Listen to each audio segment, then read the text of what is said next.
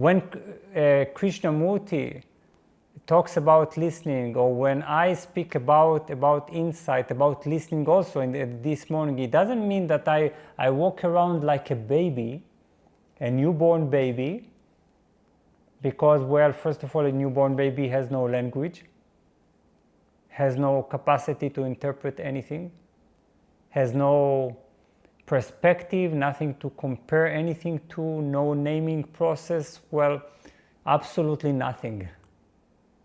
So sometimes when we are in moments of despair, we get tired of our thinking, that we are beginning to fantasize about being like babies or trees, you see?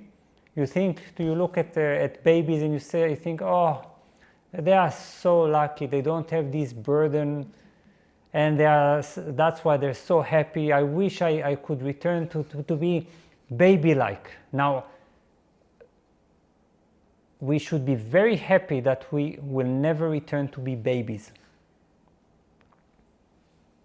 Babies, because we already were babies, you see? So what's the point of returning to be a baby? So, but there is one thing that we have never been: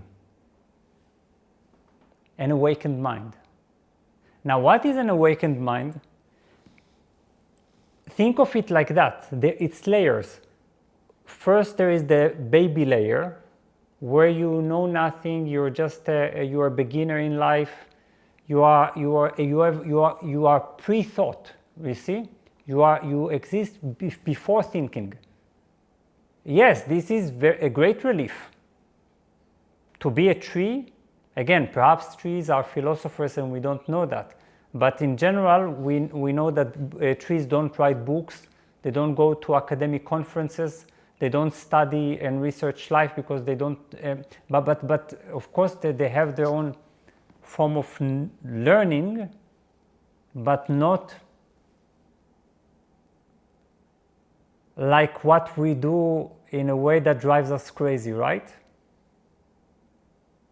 But maybe right now there is a seminar outside for trees, and there is a tree teacher, right, that stands there and explains how to get rid of thinking. I don't know, but probably there is not, you see.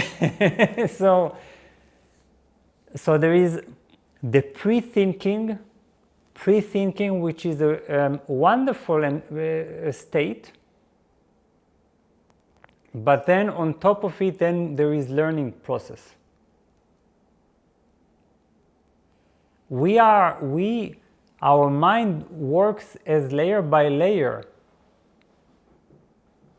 We can use the term that already exists, transcend and include. It means that you go beyond, but you also include what you already have, you see? So, baby, learning, awakened mind. Awakened mind doesn't destroy everything. Not at all. It just adds another layer of different type of intelligence. And this becomes the core of your perception, the core of your being. You don't discard anything. Everything is useful. Now, I'm not even talking about the obvious. We want medical doctors to lose their knowledge and be like babies? Then take us to surgery? Right? So we know that there is knowledge that is necessary, but also the knowledge that we have learned in seminars, that we have read in books. All that is important, but not as the center of our identity. It shouldn't be obscure or cover our ability to listen in a fresh way. Do you understand? So the awakened mind is look at it. We didn't say kill the brain. we are adding layer after layer. That's how we do it, you see?